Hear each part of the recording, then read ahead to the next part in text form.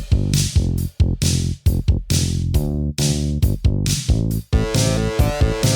got you into a Remington party. What's my thanks? It's on the hallway carpet. I got paid in puke. Lick it up, baby. I got paid in puke. Welcome to Paid in Puke, a podcast where three women with names discuss movies that are about something other than a man. Paid in Puke is hosted by Amy Green, Christina Barr, and Jessica Baxter. It's also a spoiler-filled free-for-all. You've been warned. So, this is the fourth season of Paid in Puke, you guys. Wow. Series 4. I mean, it sounds more impressive than it is because it's, we're doing the short seasons, but I feel like we've accomplished something here. We've done a lot of episodes. Yeah.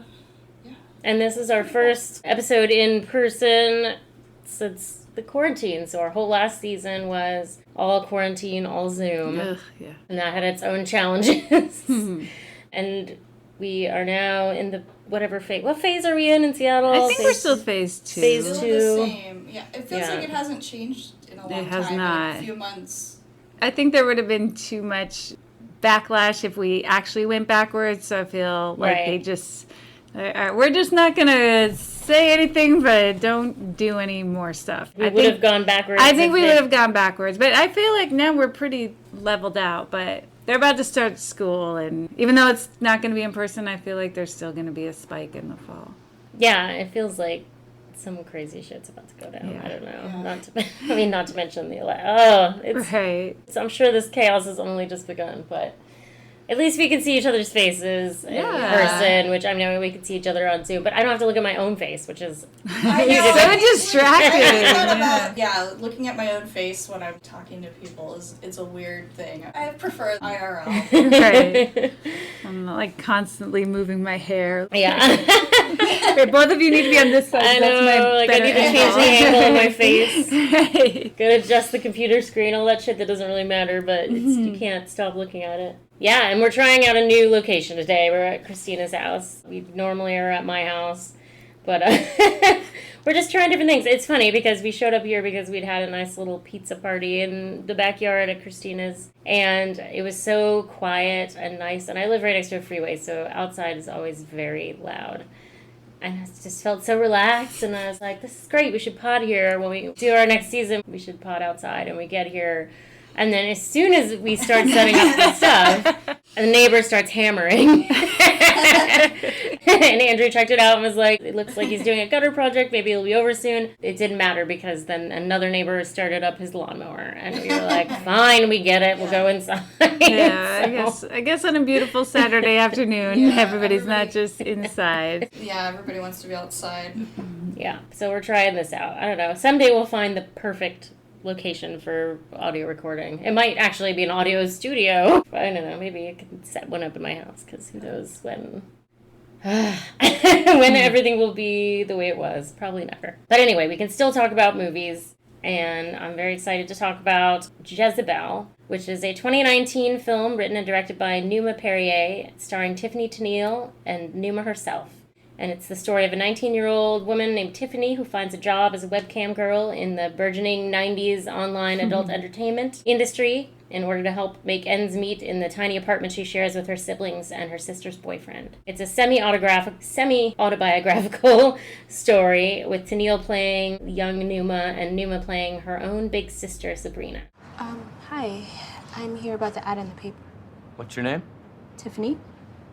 What's your real name?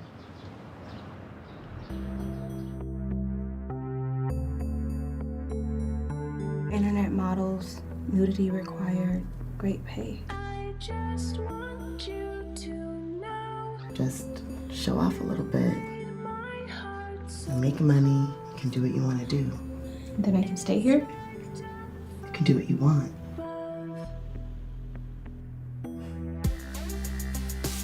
Most of the girls don't even last a month here. You got her doing that nasty stuff now, too?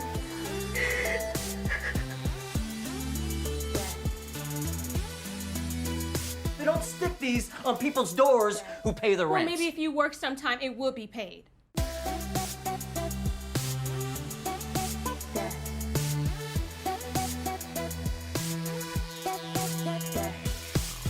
Can you get in trouble for this?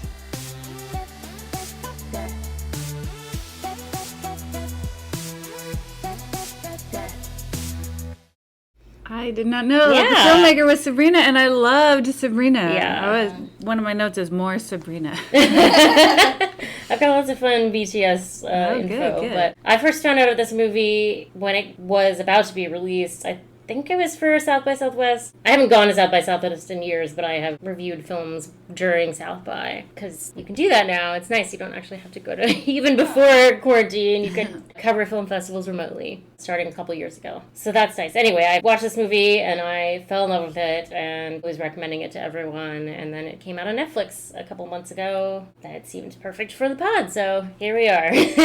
What did you guys think? Oh, I liked it a lot. Yeah, I watched it maybe a couple months ago, and then I watched it again just the other day to prepare for this.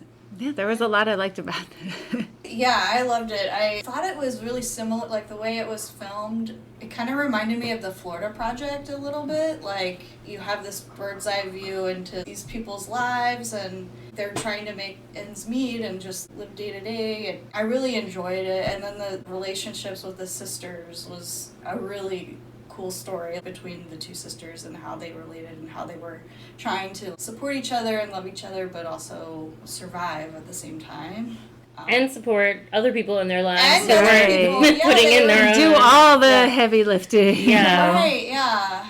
Perrier described the film as a love story between two sisters in an interview, and I thought that was a very good description of it. I love their relationship, and it's not great that they had to be the breadwinners, but it's such an untold story of people who are just regular people, but are doing so much to support not just themselves, but these other people. Their little sister who couldn't contribute in any way. They had to take care of her. Yeah. They had to keep the lights on, and those two guys were not helping at all. Yeah.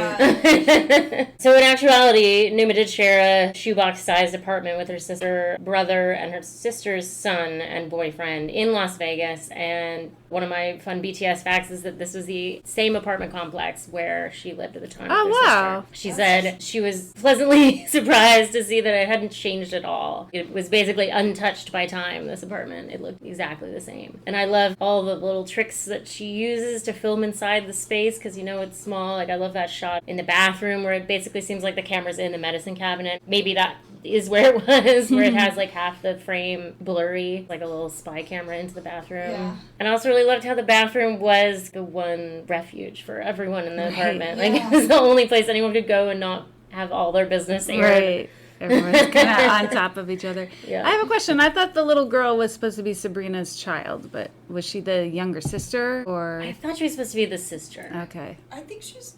A youngest sister. I thought she was Sabrina's daughter. And Well, then I'm when not you just sure said about the that. thing about like, oh, she shared it with her older sister and her son. Yeah. The real life. Yeah. That also makes me think Okay. that. I mean, I don't feel like it was clear because I was trying to figure it out watching it the second time. I don't think they explicitly said either way. I'm not sure if they said But I either sort way. of thought it was her child. There was one point when Tiffany asked her, what do you see in Dave? Why are you with him? And she says something like, she says a couple things and then says, and he's good to Juju, I think was the kid's name. In a way that I thought meant like that was her kid. I don't think they said either way, though.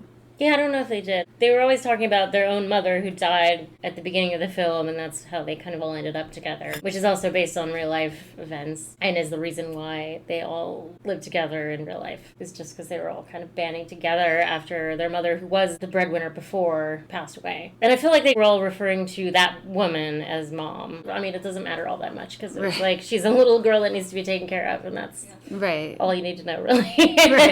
Yeah, it seemed like Sabrina was thrust into becoming the mom to all of her siblings. Their mother has a chronic illness and is in the hospital, and all of a sudden her younger sister moves in. There's all this pressure for everyone to get jobs. Had you guys ever heard of a weekly apartment rental? I mean, they have a lot of those in Florida. Like, Oh, do they? Okay. Like, the Florida Project, it kind of reminded, it was like the weekly apartment, but the landlords are very like strict about you've got to pay your rent every week. So there's always stress about making that check. In Central Florida, Florida, there's like Orlando where you have all the theme parks and all the attractions, and then anything off of that area, kind of like in the Strip, if you're not on the Strip, there are just these swaths of impoverished areas where there's no money being invested in those areas because it's all going into the Strip and tourism and everything, and I think a lot of people just live on those outskirts and they work on the Strip. Maybe it's something that you just have in really touristy places then, like extra touristy cities. Yeah, I think so. It seems like it makes sense. Definitely in Florida it's that way. Yeah. In Las Vegas, I've been a few times, but yeah, it definitely feels like when you're off the Strip, it's very different from what's on the Strip. Yeah, I prefer it off the Strip. Yeah. Like now, I mean, I've been to Vegas a bunch of times, and the last time we went to downtown Las Vegas, and it was a million times more fun than the Strip. Yeah. And it is kind of, I mean, it's a little bit updated, but there's still a lot of old Vegas feel to it. And then it's also very easy to get to, like, other places where people live. And we went to a couple of restaurants that were local favorites, and it was just so much more fun. There was almost nobody stumbling around and in your face when you were walking around there. But yeah, like, a weekly rent seems so stressful. It seems like it's stressful enough to have to make a monthly rent, let alone a week. I mean, obviously it's less money, but when Tiffany starts at the job, they're like, you're going to be paid every other week. So it's not only do you have to pay the rent every week, but you have to make sure you have enough for the off week that you're not going to get paid. Right. It's a lot of pressure. Oh, God. And she's making $15 an hour. Which is amazing in 1998. In 1988, I guess. Yeah. I know, because it's funny, because that's the minimum wage now in Seattle, and it's not even a livable wage. Right. So, yeah, that seems pretty good. I didn't look up, I meant to, I didn't look up, like, what exactly that would be in 1990 money, but... One article that I read about the movie said that the federal minimum wage was $5.15 oh, wow. an hour in 1998. And so to be able to make that kind of money is, like, amazing back then. Plus, I assume it was a straight up $15 an hour. Like, there weren't taxes taken out of it. Yeah, it seems like it would be. That's a big difference. Look, ease up. I got a check for you, all right? Here, just take the check. Think you're going to be happy with this, right? Not so bad, okay? I liked all the early days of internet, like, camera. I mean, I'm imagining the modem, the speed, the guys on the other end. Like, I wonder what was that like? How delayed was it? And I was trying to remember.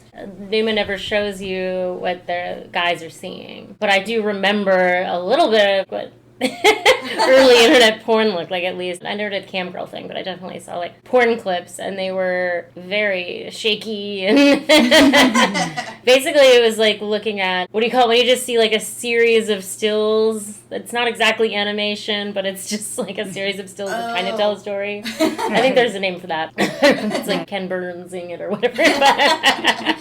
So it's kind of funny to think like that's what they were going for.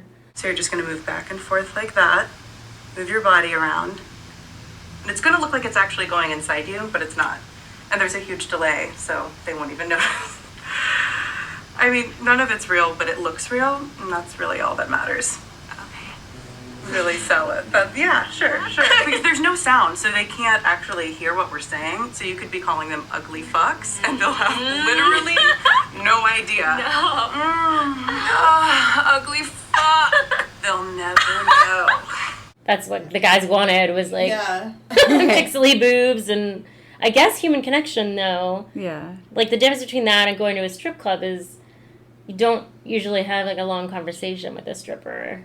You're just there and you're handing over the money. So like here they're able to have sort of relationships with the clients and vice versa. I think also there's a very specific appeal to being able to just be at home and have an interaction like that with somebody else, you know? Right. That one guy's like, my wife and kids are in the other room. Right, yeah. Yeah. Or the guy could be at work. One of the guys is like, okay, well, I gotta go back to work now. He's just like on his lunch break or something. Yeah, like you can go to a strip club, but you can't like literally sit there and be jerking off in a strip club. You know? That's true. You are not allowed to do that. That's definitely part of the appeal there. Another thing I really like about this film is the way that it's shot to counter the male gaze. Mm-hmm. Yeah. There's no nudity in the movie. it's all just implied, and it's kind of also in the spirit of the cam girls themselves, how they're saying like it's all fake, everything is simulated, and so this is also simulated in a way. It's a simulated, a suggested version of what was really happening. And it gives so much power to the characters, to both Sabrina and Tiffany, to have the camera capture them in a sensual way and celebrate their beauty and their autonomy, but also keeping them in control. Yeah. They're making a living and they're able to pay their bills, and yeah, it's work. There's no shame to it. It's just a way for them to live. It works for them, Yeah. I also sort of like the trajectory. I mean, obviously Sabrina didn't do that exact thing because it's a new industry, but she sort of implies that she did other stuff before she was the at-home phone sex operator. And now she's sort of aged out of that. So I like that there's still options as you get older to do this. I just think that's kind of an interesting way to depict it. Right. And also the girl, Vicky. I loved Vicky. Like, I thought Vicky was so perfectly cast. I'm like, I feel like I have met that girl, like, in so many ways. How she was a dancer and then went to cam girl, and it seemed like that was definitely preferable. And I love how she's like, no, I didn't say it was easy. Right. Said it was better. Right. So did you used to dance before? No. You're lucky. This is so much better. The guys can't touch you, and you don't have to see how gross they are in person. Yeah, seems easy. Well, I didn't say it was easy. I said it was better. Most of the girls don't even last a month here. I've been here since we started. We? Yeah, Chick's my brother. Family business. Well, I mean, does anyone have any hot probs? Shut up. Hot probs is on. Oh, shit, yeah. I had a couple of hot probs. I mean, yeah, my probs are more lukewarm because I did really like that. I was same with Tiffany, where I'm like, I don't see what Sabrina sees in Dave at all. Oh my God, I'm like, I hated this guy. Like, get out. Why are you here?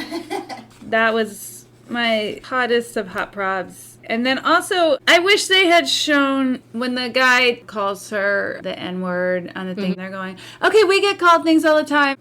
I wish they had shown anything of that. Anyone who's spent a minute on the internet knows people who have that anonymity will say a lot of shitty things, especially to, young women with little clothes on. I feel like all they really showed other than that one comment was guys being nice or, not nice. Like, I wish they had shown a little bit more of that other than the girls just saying, oh, we get called whore, bitch, slut. Hey, did you see that? That's not okay. They can say whatever they want. No, he cannot call me that. We get called names too. No, that is different. That is not okay. He cannot just call me the N-word. Customer is always right. Chill. What? You don't think we get called names too? Fucking whore. Worthless pig. Cum bucket. No. Worthless. Dirty bitch. Asshole. No, that dirty pussies. That's not okay. Ugly bitch. Fat bitch. Hey, could you say Skinny cow? bitch. I'm not coming back into his band. I don't know why they didn't show anything at all of that. It was like just a tell. If that was happening to them, it would have also happened to Tiffany. Yeah, too. That's true. This was just like I thought it was kind of fun. It was with Vicky. She's like, oh, I could be the president's secretary because I type so fast. Don't even worry about the keyboard. You'll be a pro in no time. I could be the president's secretary. That's how fast I type now. What? With those nails on? Oh, you'd be surprised what I can do with these nails. Next, she goes on her keyboard and it's she does not type fast. I just thought it was funny. I mean, she typed fast for that time, I guess. People were pretty new to keyboards. Keyboard's not the same as a typewriter. I mean, she didn't have her fingers on the home keys or anything. I don't know. She's definitely not doing it in the traditional way. I was That's critiquing okay. that, yeah. I'm like, you do not type as fast as whatever she said. Like, no, you don't. I didn't really have a lot of hot probs. That was pretty much my only Yeah, I couldn't think of any, and I was even trying to think of the things I could normally nitpick, like 90s clothes and hair. You could at least be like, haha, isn't it stupid how you used to dress? But somehow Tiffany Tenille made white overalls and a Saved by the Bell jacket and a green scrunchie look cool. I love her when she's walking into the sex shop. She just looks so cute. I didn't think anyone ever looks cute in those clothes. I love that whole sequence of the song, whatever the song is playing on her headphones, and then then she goes into the shop, and then she walks out smiling and holding a little pink bag. I love that. I love that scene. I mean, I kind of wondered about her character moving in. Maybe she thought she was just going to live with her sister temporarily while her mom was getting through her health episode or something. But I kind of was wondering what else could she have done, or I don't know. I guess I just wondered what was her situation before, like had she considered other jobs before her sister brought her this opportunity, and it was a good opportunity, but I kind of wondered whether she would have considered anything else, or... Well, they needed a lot of money, and they needed it fast. I feel like that they were in dire straits, and it sounds like if minimum wage was $5 an hour and tax at the time. Any of the other shitty jobs, like the one like Dave eventually gets like a security guard job, and they don't say what he's making, but I'm sure it's not as much as Sabrina and Tiffany are making. And it sounds, I don't know. I mean, it's all degrading work, but like, it's just the labor industry and the way that. She just seems so innocent in the beginning. Yeah. She's so young and innocent in the beginning. She's a young 19. Yeah, that was an interesting thing about the movie. I felt like she was so young and innocent, but then she starts the cam girl job and she's enjoying it. And it's like having two feelings at the same time of like, oh, she's like this innocent young person. And then she's doing cam girl stuff and...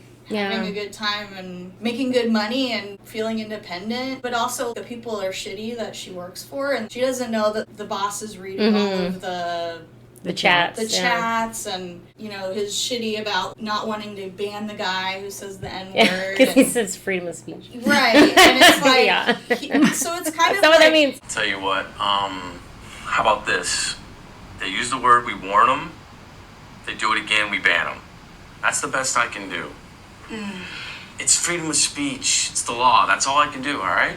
I wonder if, like, that situation, as many downsides as there were safer than her going out and getting, like, a waitress job or something on the Strip. Because at least she's going to, like, an office where she knows the people who are going to be there every day. And there's the whole internet between her and these men, and so they can say hurtful things to her, but it won't go beyond words. I mean, I wonder if there's a little bit of that even with Sabrina suggesting this, being like she can make a lot of money and she can utilize her, skills, being a beautiful young black woman, and she can also be safe from the people who would hurt a beautiful young black woman.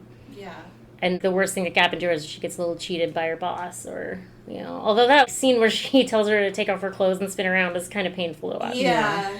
All right, let me see your body.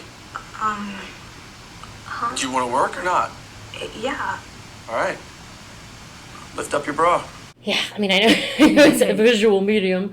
but yeah, it reminded me of that scene. Yeah, exactly. I know. It's a visual medium, Kayla. I also feel like that boss definitely is the kind of guy who calls himself a nice guy. Right. A lot. He was very much a nice guy, one of the good ones, I pay my employees well. Right. Like, I don't blatantly sexually harass anybody. You know what I mean? Yeah. Like, nobody had to, like, blow him or something to get a job. Yeah, exactly. Like, he's definitely someone that calls himself a nice guy. Well, I guess women just don't want a nice guy. And they're making good money. It made me wonder, like, how much is that guy making? Like, Right. Like, I'm sure he's a lot. Making way. Yeah. Yeah, like how much do the chats really cost if they get $1 a minute? I was just going to say, how much does a private chat cost if you can pay them $1 a minute for it? Yeah. Also, I wonder what it came up on the credit card bill as. Like, what? Yeah. Be a nice little tidbit. It's probably just like some name entertainment group or something. I feel like that's always the keyword is entertainment. Yeah, definitely. Yeah. Next call. Another cool BTS behind the scenes for the people who don't know is that the money for the production itself came from Numa's sister because they had been actually estranged since all that went down. Oh. Not for any like really dark reason, just that they kind of were looking to find themselves after they'd gone through this thing together. And then her sister contacted her and said, I'd really like to support you in one of your projects. And Numa was like, well, actually, I happen to be working on a script about us. Wow. And so that's how she got her production budget. And then there's a GoFundMe campaign for post-production, which drew support from people like Ava DuVernay and Jill Soloway and Chelsea Peretti. Nice. And then she got additional support from Tribeca Film Institute to finish the film. And it was shot in 10 days. Wow. On location in LA and Las Vegas. I think it's so impressive what she did with the budget, because you can tell that it's a low budget film, but not in a way that looks cheap or like she cut corners or anything like that. It's just like she took the money that she had and she made this beautiful visual account of her life, that snapshot of her life. I feel like it's really tight. It's a very tight script, and I feel like the frame is so beautiful at all times. Every frame is kind of a perfect still from the movie. And I really like the way that she worked with the space and how small the spaces tended to be. You could tell the private chat room is really small and everything, too. I thought she did a great job with the resources she had. It is a fun tidbit for me that it keeps referring to the early internet days in 1998, because that was a full 2 years after I met my boyfriend on the internet in 1996. Well, you were an early adopter. One of my lifelong claims to fame that in 1996 I met someone on the internet. Yeah. The relationship with Dave, it's not really so much a love connection with him and Sabrina. I think that he met her on the sex phone line. Taking a night. For me. Maybe I'll call you up. Oh, really? Did you spray my hair? Like you used to? Yeah. He's just one of the nice guys. And I guess that's kind of why she's encouraging Tiffany to go on the date with Bobby. She's like, if this is one of the nice guys, he can do things for you and he can help you and you won't, one of these nice guys, right? If he's helping to take care of Juju, I can imagine she really needs that help because she's probably exhausted from working all night, Right. So I can see why she wouldn't be so quick to kick him out. Yeah, and then he kind of starts, there was that scene on the couch with Tiffany and Dave, and he's kind of trying to make moves on her a little bit. He touches her feet or something. Hey, I was just gonna watch a little TV. It's not gonna bother you, is it?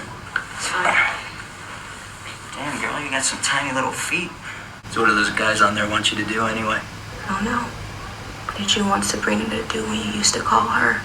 You really want to know? That was just creepy, I thought. It was. I mean, I think it was kind of a shorthand, right, for that even the good guys are not that great. Right. Both her brother and Dave were kind of like, you were a little girl and now you're doing this womanly thing, and her brother's kind of shaming her for it. Damn, it take no time to convince you, huh? Little Miss Goody Two-Shoes, not so innocent after all. Wow, I wonder what mom would think of that shit. Oh, That's mom, enough. my first night I got a private show. Couldn't even wait till she put Okay, that in the ground. let's go. Get up. Get up. Dominic. What are you doing? Do you have a job? I've been applying to places. I don't think so. 3 a.m., drinking with Dave, I don't think so. We've been putting in applications at the casinos. Yeah, right. And then Dave's kind of doing the opposite, but in a bad way, where he's being supportive, but overly supportive. Yeah. Right. Yeah, I got so mad at those guys. Right, yeah, especially the brother. It's you get a job before you're pointing finger, hey, support me, but I'm also going to criticize you for how you're doing it, Right. That's nasty. Yeah, and then he's like, who's going to pay for the funeral? And they're like, we are, dumbass. Are you done priming and preening? Stop fighting. When's mom's funeral? I don't know. Who's taking care of it? We are. Who else would be? Exactly. What a question. Thank you for Who do the you great fucking question. think? Who is taking care of literally everything? I've already started underlining meaningful passages in her copy of Moby Dick, if you know what I mean. Well, she goes to the interview, but she's instantly hired, and she goes with Vicky, and Tiffany writes something, and then Vicky's like, well, normally all caps is considered yelling. Okay, good. So normally all caps is considered yelling, but that's okay because you just started. I just thought that was oh, yeah. That's really cute. I remember learning that, too. Right. The internet days. I feel like some people still haven't learned that. Oh, God. Yeah, somebody still does that. Were you guys ever in BBSs? VBS? BBSs. Bulletin board system? Yeah. No, I wasn't. I was vacation. They were basically early. Yes, I had to do that. Oh, gross. No, I didn't know. I did AOL chat rooms for a minute in high school, but I did those too, but that's where the really skeezy people were, and then BBSs were basically just nerds at first, at least. Yeah. And not that they're not creepy nerds, because there definitely were, but I met a lot of really nice punks and stuff through BBSs, and I learned a lot about how to type in a conversational way through that. That's where I remember learning what lol meant. Yeah. It's like, why does everyone keep writing lol all the time? And lamau. I wrote down bangs are for little girls. Bangs are for little girls. I've had bangs most of my life, not when I was a little girl though. It's weird. I did not have bangs until I was a grown up.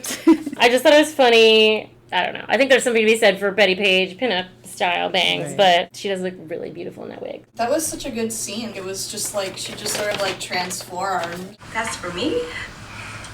Yep, if you want it. I think, yeah. Never had this type of hair before. Yes, right here. Jezebel. Isn't she pretty? She is. She's beautiful. Right. Let's do something about this. Okay. Let me show you. I thought that was a really cool, like, with her sister, and I'm like, nobody's ever mentored me with a job like that. Having somebody tell you everything you need to do, and she wants her sister to be really successful, and I thought that was really cool that she's just helping her sister. She loves her sister, but she's also like, you need to get a job at the same time. Yeah. It's a job. Okay. Look. What do I have to do? It's easy. You don't have to talk like I do. Just show off a little bit. It's not a big deal. You make money, you can do what you want to do. Then I can stay here? You can do what you want. She's teaching her how to be a self-sufficient grown-up. Her brother's a lost cause. Yeah. Right. So she has her sister to do this for her, and you can tell that it's this big gift that she's giving her, and it's so sweet. I love both of those scenes, and they're kind of these great bookends. The original Jezebel wig isn't at the very beginning, but enough in the early part of the film that it really does feel like a bookend with her putting on the wig again to get ready for the date. Mm-hmm. And those scenes are just both so beautiful, and there's such minimal dialogue, but the two of them are just kind of having this conversation with their eyes and their tears and their laughter. Yeah. Thank you. I didn't do nothing. Yes, you did. You were fine. You really feel the familial bond between these two people who are, who aren't related in real life. It's an amazing performance. Yeah. Right. And it's all performance because of the lack of dialogue. And it's just their faces and how close the camera is to their faces. It's so beautiful. Yeah, their relationship went on this whole journey throughout the film. Sabrina is kind of like the mother figure to everyone, and then once Tiffany gets the job and is making money, she tells her sister, you need to find your own place, and that's really hard for her to hear because it's almost like your mom is telling you gotta leave right. But her sister has to do what she's got to do to survive too. Everybody's just trying to survive, and she's like, okay, now you're making your money, you need to find your own place. And then in the end, that scene where she's about to meet Bobby, she's expressing gratitude to her sister for like helping her figure out how to make it. And I feel like maybe she understands her sister's motivation more in that point. Like Tiffany understands Sabrina's motivation more, where she did kind of feel rejected a little bit at first, but then when she does get her own apartment, she's so happy flopping on the bed, and it's her own, her own place. And I think she does kind of come to realize that this is for her own good. And I'm sure Sabrina would love help with the rent money, right? Yeah. So kicking her out, it doesn't hurt her exactly, but I'm sure, I guess it just probably does hurt her a little bit, right? Because she's like, I love you, I want you to be safe. There's so many complicated emotions happening, but Sabrina is the grown-up, like the main grown-up, and she's the one who knows really what's the best course of action. Yeah. I feel like in this situation. And also, she really is a very wise person, right? She is, yeah. And so taken for granted by all these people in her life. I do really love that scene where Sabrina's had the night off, and it's after the funeral, and Dave's like trying to put the moves on her, and she's like, you gotta pay, player. I love that. Yeah. Trying to get a freebie. You gotta pay, player. 2 weeks until I get my check. And I love that she sticks to her guns, and she's like, I'll give you a minute, because you took the garbage out. I took the garbage out this morning. It's gotta be worth at least a minute, huh? You want your free minute? Okay. I love that she's like, that's what it's worth. Taking the garbage out is worth a minute. And then she even says, like, you're getting your free minute. Like, she's actually even like, it's not really because you took the garbage out, because that's not enough. I'm going to be nice and give you a minute. And then she's like, I don't feel like it, and so we're not doing it. You're not going to talk me into it. I'm going to have my night off, and I'm going to sleep. Time's up. Yeah, all right. That's a minute. Stop. Good. She gonna handle that in the bathroom. You're not serious, right? Yeah, I am. You can't finish that in here. I really love that. And I love the way it's shot, just on her face the whole time, with him kind of leering over. I mean, I love the way she shoots every scene. It's like the camera's always in the perfect place. There was a really funny moment. It was after like a really intense, I think it was after the funeral. They were having a fight with the brother over getting a job. He leaves, and then Dave's gonna go after him, but before Dave leaves, he's like, can I have some, do you have any money? He says, do we have any money? Yeah. And then Sabrina just like, Let's go, Dave. Hey, do we have any money? it was a funny moment because she just starts laughing. Yeah.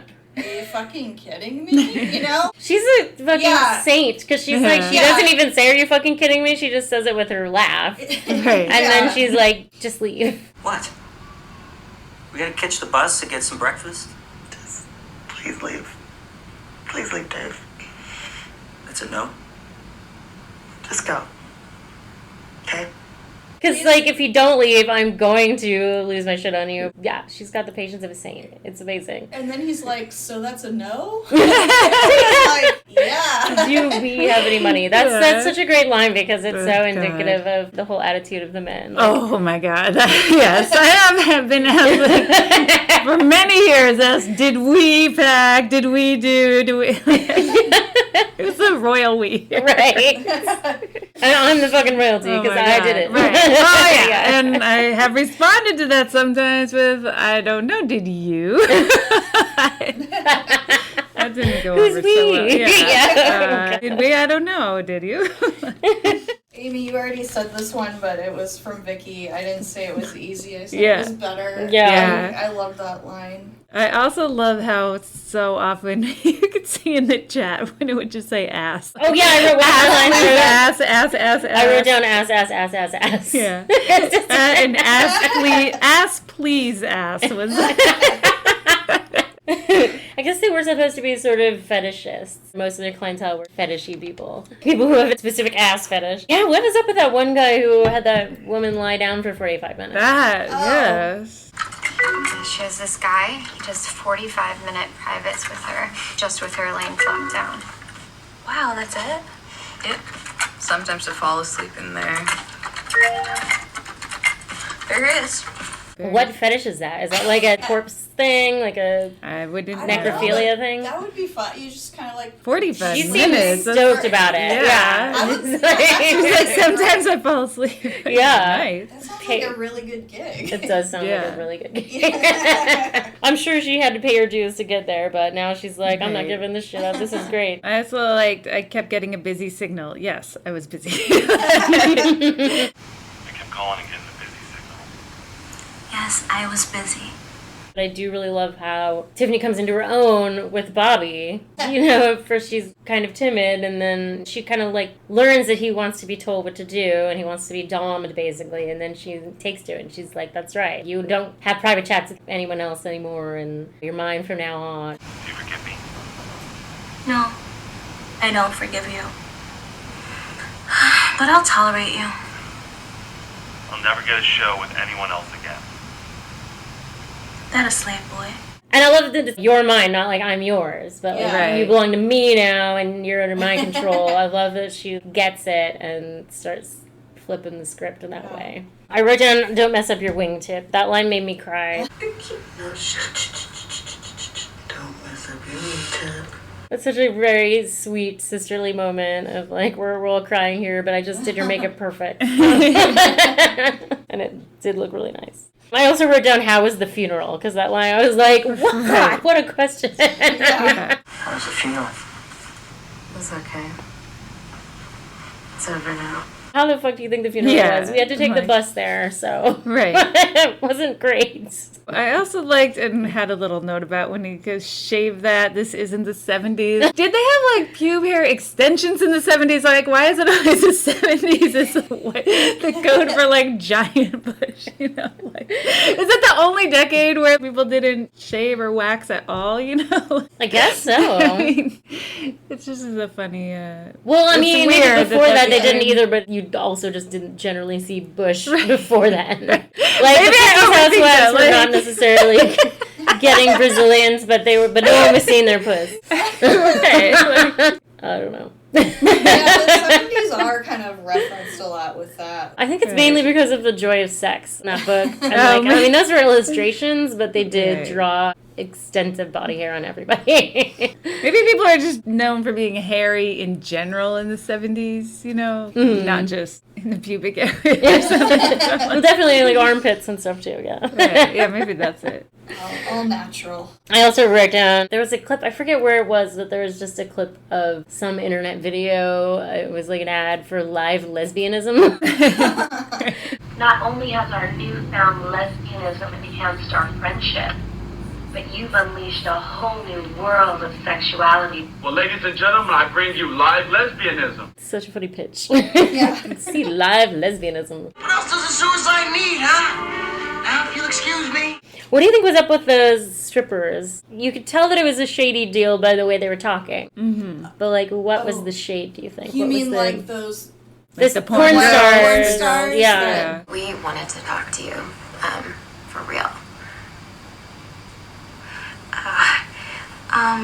Look, I'm really not into any of the video stuff. I mean, no offense or anything. Just not my thing.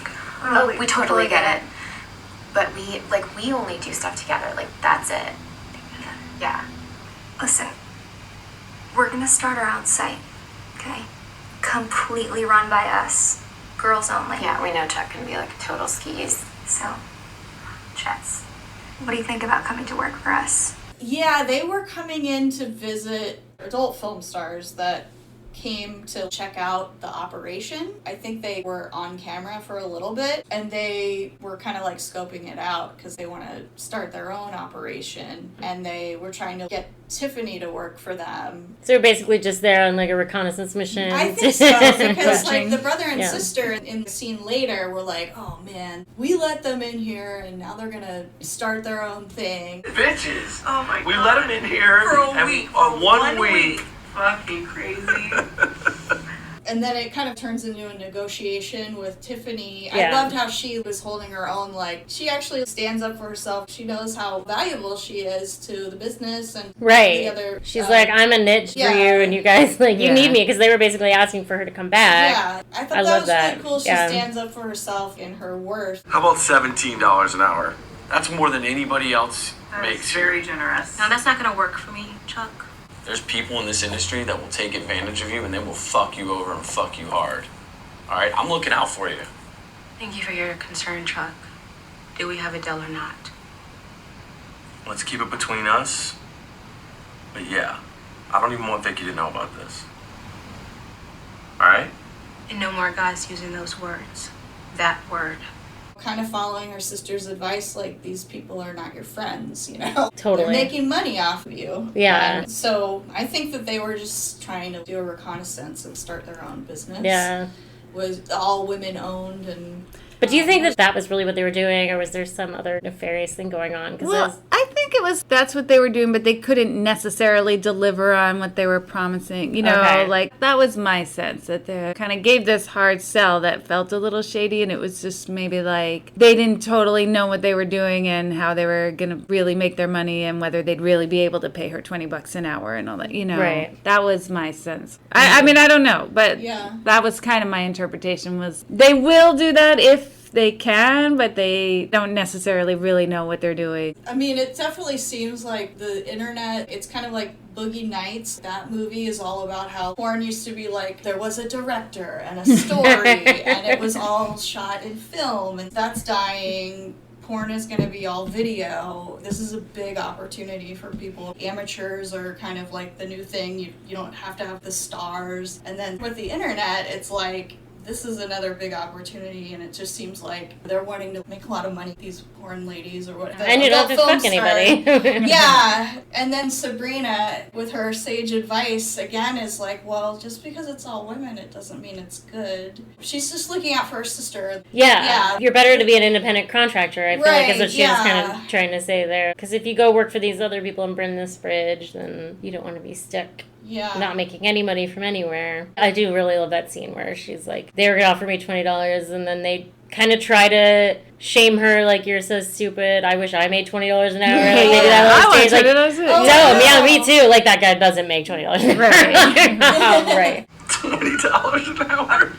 I want to make $20 an hour. Can I make $20 an hour? Can we all make $20 an hour? Are you kidding me? $20 an hour, Jess? Is that what they were offering to pay you there? Is that too high, Vicky? And then she doesn't say anything, though. She just kind of stands there watching them. And then they're like, all right, how about 17? Yeah. I love that she's just like, whatever you guys want to say, but I'm not going to come back for 15 again. Yeah. And then I also love that she's like, and I have to wear what I'm wearing, and she's wearing, like, the cutest fucking outfit. Oh, really? That's another 90s outfit that not everyone can pull off, the velour crop top. It's a very Kelly Kapowski look, but I can't say about the Bell. I don't know. Saved by the Bell was kind of like the height of 90s fashion. Yeah. So this is what's called a lunchtime poll. It's a short but sweet one, I think, maybe. The lunchtime poll question for today is, what would your cam girl name be? Because you all need to... I love that they're like, I love that, what's her name? The, like, sister, the... Vicky thinks that her fake name is Tiffany. Right, yeah. She's like, oh yeah, you can't use your real name. And so she goes with Jezebel. This is Tiffany. Wait, no. Was that not your name? No, it is my name. It's my real name. Oh. Yeah, you do not want to use that. Nobody here even knows my real name except Chuck. What do you want them to call you?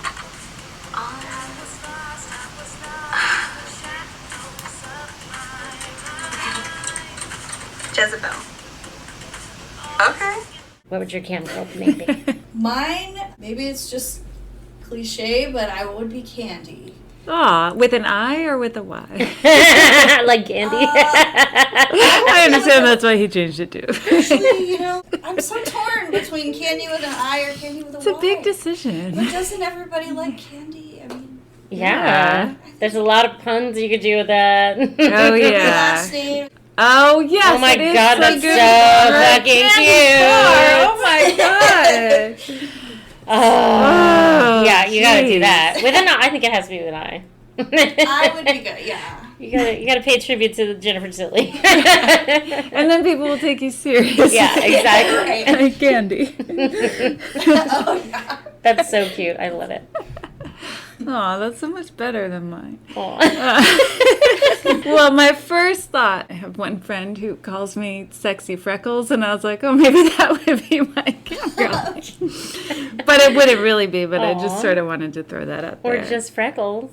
Oh, maybe just Freckles, yeah. That would be really cute. You know what? Yeah, I think that is. I was going to go with Poison Ivy, but no, Freckles, yeah. Oh, my God. Well, I know. But you could do different ones, I guess.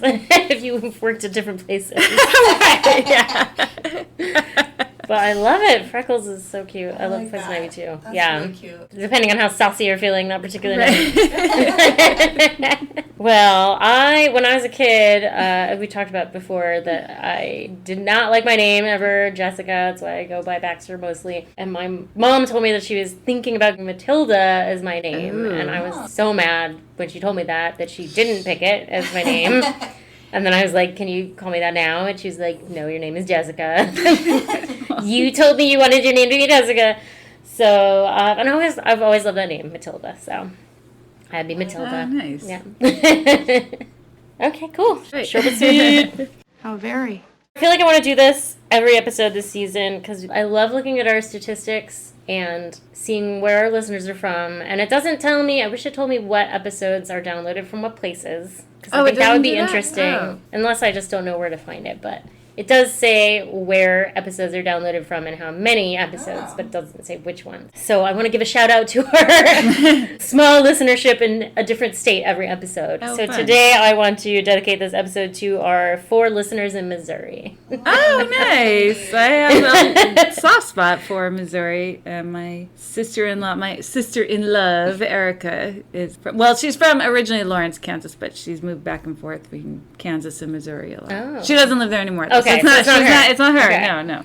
Yeah, because we were talking, we were like, do any of us know anyone in Missouri? So if you're, whoa, that was Lily. Yeah, if you're our Missouri listeners or listener that downloaded 4 episodes, I can't tell. Yeah, send us a shout out on Twitter or Facebook. We'd love to hear from you and what episodes you like. Well, I liked that Bobby was Brett Oh, Gelman. Brett Gelman. Yeah, who is that? I don't know. He's like the dirtbaggy. He's the guy from Fleabag, the sister's I didn't watch husband. it. I didn't watch Fleabag. Oh. He's probably on a lot of stuff that you haven't watched, but he's always like kind Brad of Gelman? Brett Gelman. Brett? Yeah. He has a very unique voice, I think. He does. You like the boots? Yeah, I'm wearing them right now. I don't know if I'll be able to handle seeing you in those. We'll see. I can't believe that you will allow me to see you. Yes. But I'll expect a lot more from you. Of course. Mm-hmm. So don't book another show, a private show with anyone else. You send me that money.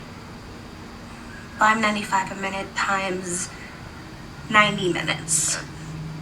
$535.50. Ooh, you can add and multiply. Let's see if I've seen He was it. on, did you ever watch Love? Or really like that? It's on Netflix, right? It's on Netflix. Yeah, I need to watch Meaningful that I It's just good. said, what's love? It's Gillian Jacobs. I really love her. Brett Gilman? That's Brett. B-R-E-T-T. Oh, is it? Oh, Gelman. I wrote Gelman. Okay. Yeah, you'll recognize his face. Oh. Wait, is he in Spy Who Dumped Me? No. That's, He looks like that's that Fred Melman. Oh. Or no, Fred Melamed. Fred Melamed. Actually, very similar vibe, those two guys. Like, if you need, like, a kind of creepy white guy. Yeah. There you go. There are your guys. And you can't get one, you can get the other. Yeah, he's good. But then I kept thinking about how she would feel when she showed up to the date and he was sitting there. And I was like, oh, she's going to be so disappointed. Not that there's, like, a long-term relationship that will happen there since he's married with kids, but Right. I hope she got to milk that for all he was worth. Yeah.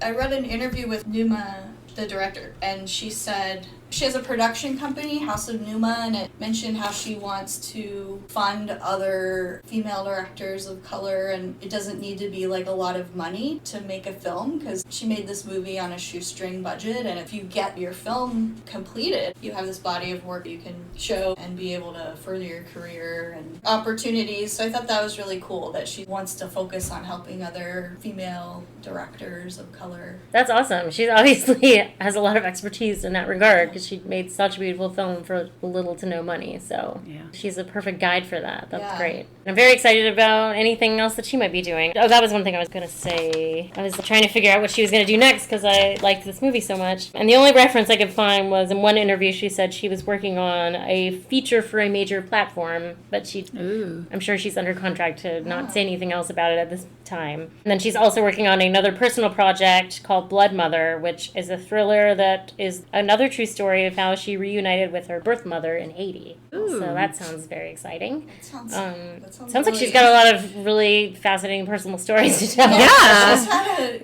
a fascinating, Yeah. fascinating experiences. Yeah, I hope she gets more money for that one because, I mean, I'm sure she will. It sounds like maybe she's doing the feature for the platform to fund her personal story, maybe. I don't know. I'm just conjecturing that, but seems like a good way to go. So I'm very excited for anything else she would do. On the next episode of Paid and Puke, we're going back to the future with the Gerard Bush and Christopher Wren's debut, Antebellum, a divisive social justice-themed horror film starring Kiersey Clemens, Gabourey Sidibe, and the Janelle Monáe. If you enjoyed this episode of Paid and Puke, please take a minute to rate us highly on your preferred podcast listening apparatus. If you did not enjoy this episode, no further action is necessary. Paid and Puke is hosted by Amy Green, Christina Barr, and Jessica Baxter. Music by Silent Partner. Follow us on Twitter at PaidandPukePod or join us on Facebook at Paid and Puke Podcast. Thanks for listening. Lick it up, baby. Lick it